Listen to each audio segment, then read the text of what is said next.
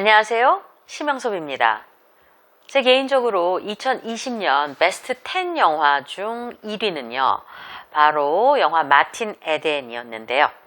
베트로 마르첼로 감독이 연출한 이탈리아 영화 마틴 에덴은 그 텍스트의 풍성함에 비해 언론에서 제 생각에는 많이 오독되고 있는 영화 중 하나라고 생각합니다.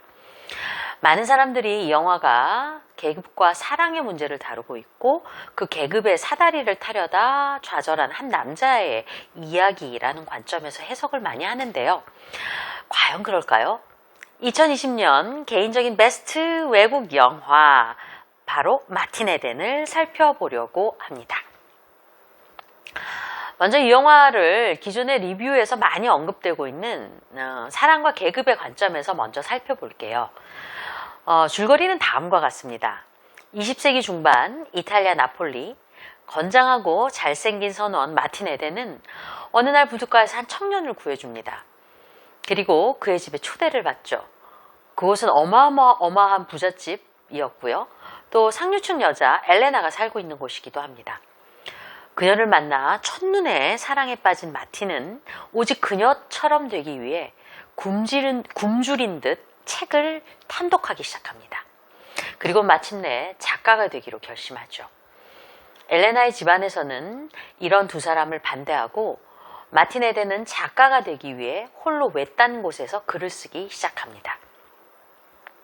저는 이 영화를 보면서 가장 많이 생각난 영화가 김기덕 감독의 영화 나쁜 남자였습니다. 이 영화에서는 이 조폭 두목이 여대생을 만나서 그녀에 대한 사랑과 소유욕이 발동을 하니까 그녀를 납치해서 자신과 같은 계급의 그 하층에 몸 파는 여자로 만들어 버리는데요. 계급적으로 자기보다 상위인 여성을 자신의 위치로 끌어내려 평등해지고 싶은 하강 욕망이 발달하죠. 어찌 보면 인간에서 짐승으로 변화하는 그런 욕망인 것 같습니다. 어쨌든 그래도 두 사람은 이렇게 서로 평등하게 되죠. 그런데 마틴 에덴은 그 반대에 전형적인 한 남성의 상승 욕망을 그리고 있죠. 마틴 에덴이 엘레나를 보았을 때 그가 갖고 싶었던 욕망은 당신처럼 말하고 당신처럼 생각하고 싶다는 것이거든요. 즉 거꾸로 짐승에서 인간이 되고 싶어하는 도덕적으로 조금 더 부합하는 세간의 도덕에 부합하는 욕망이죠. 어찌됐든 두 사람도 역시 이렇게 평등해질 수가 있는 것이죠. 사랑은 계급 상승에 이렇게 원동력이 될 수 있지만 결국 그것이 마틴 에덴의 삶을 구원하지는 못합니다. 엘레나는 그에게 요건을 갖추어야 한다고 말하죠. 요건, 그건 바로 학벌과 지식입니다. 그러나 마틴이 대학에 입학하려고 하자 상식과 지식 부족이 드러나면서 좌절되지요. 또한 엘레나는 예술가가 아닌 예술적 취향을 가진 상류층 사람일 뿐입니다. 마틴이 막상 예술가가 될 거라고 포부를 말하자 현실을 볼 것을 권유하죠. 그러나 역설적이게도 엘레나가 바라보기를 원하는 현실은 상류층 사람이 관념적으로 갖고 있는 현실일 뿐입니다.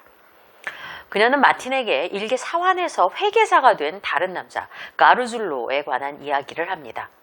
엘레나가 마틴에게 원하는 것은 예술이 아니라 상류층에 걸맞는 성공이고 이러한 관점에서 마틴이 예술가로 방황하고 괴로워할 때 오히려 그와 멀어질 수밖에 없는 것이죠. 엘레나와 마틴의 사랑은 이런 여러 가지 갈등과 분열로 인해서 파국으로 치닫습니다.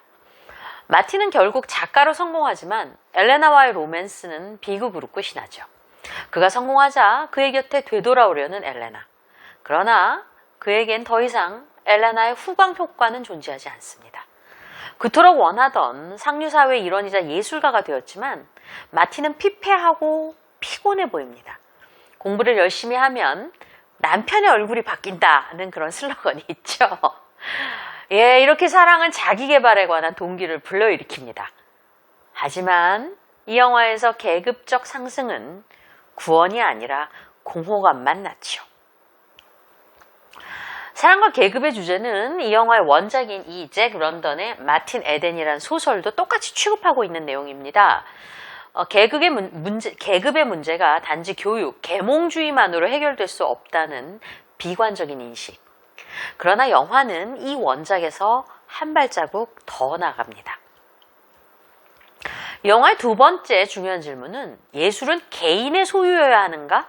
혹은 사회를 변혁하는 도구여야 하는가? 라는 질문이라고 보아집니다.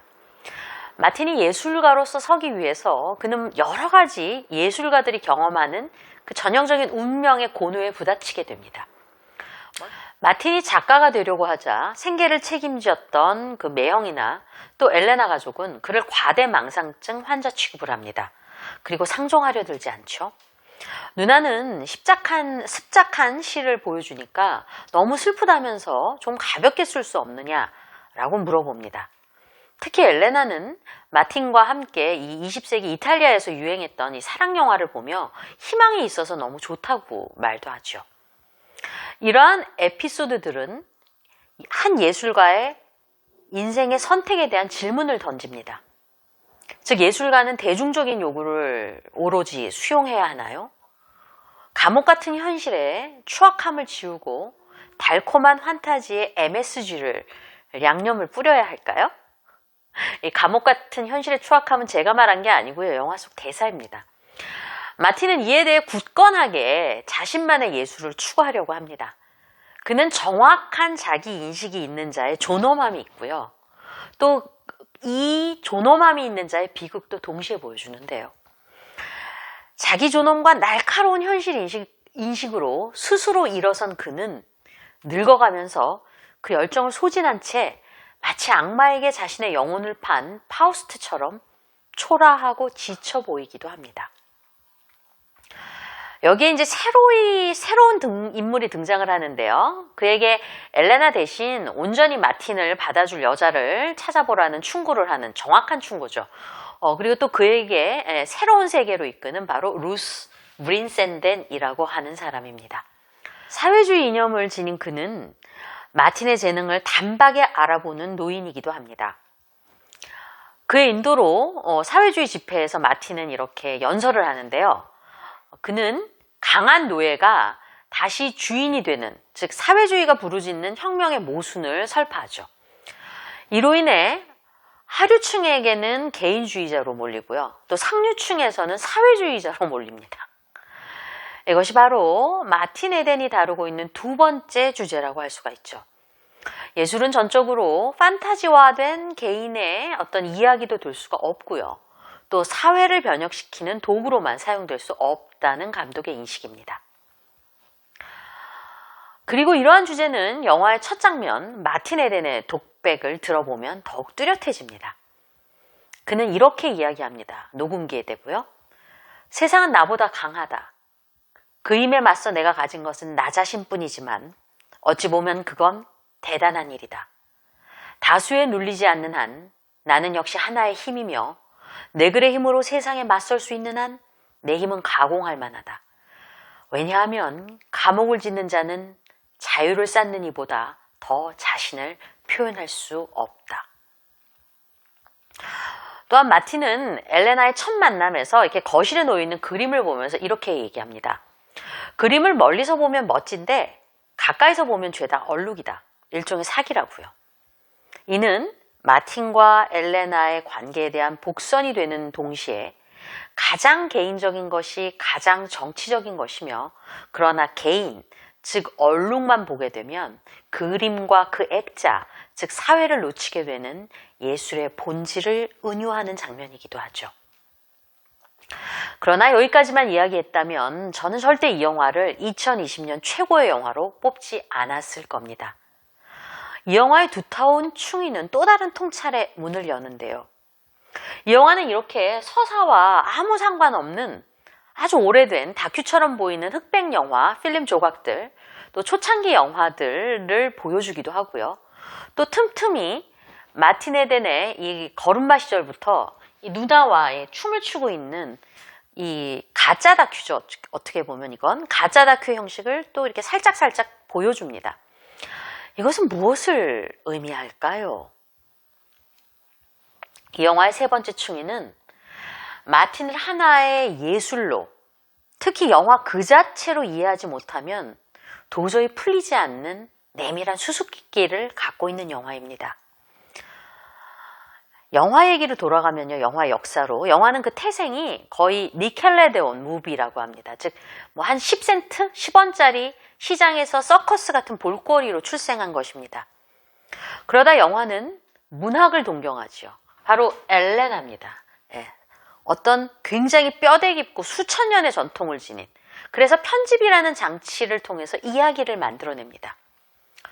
그 후에 이탈리아 영화는 네오리얼리즘이라는 새로운 영역에서 현실을 바라보는 영화 운동으로 영화 역사에 영원히 각인이 되거든요. 즉, 마틴의 연애담을 영화 역사의 관점에서 보면 아주 새롭게 보이는 측면이 있어요. 영화를 탄생시킨 루미에르 감독조차 영화의 아버지라고 불리거든요. 영화는 예술이 될 수 없다고 생각했었습니다. 그러나 영화는 이 현실, 하류층, 리얼리즘을 가장 적극적으로 수용했습니다. 특히 이탈리아 영화가 그러했죠. 마틴이 엘레나의 손을 이끌고 몸을 파는 여성들이 가득한 이탈리아 거리로 끌고 나오는 장면이 있거든요. 이것은 마치 이 영화가 갖고 있는, 특히 이 이탈리아 네오리얼리즘이 갖고 있는 거친 현실의 인식을 은유하는 장치로도 보입니다. 결국 영화는 마틴이 그토록 바라는 예술이 되었습니다. 그러나 마틴은 어떻습니까? 사람들은 영화를 좋아하게 되었어요. 돈도 많이 벌었죠. 그러나 마틴처럼 영화는 오히려 선망하던 예술이 될수록 점점 피폐해져가고 초창기 영화가 갖고 있던 신선함이 사라지고 있습니다. 마틴 에덴은요, 이탈리아 영화 역사와 마틴 에덴의 성장담이, 일생이 겹치고 은유적으로 함께하는 영화라고 저는 적어도 생각이 돼요.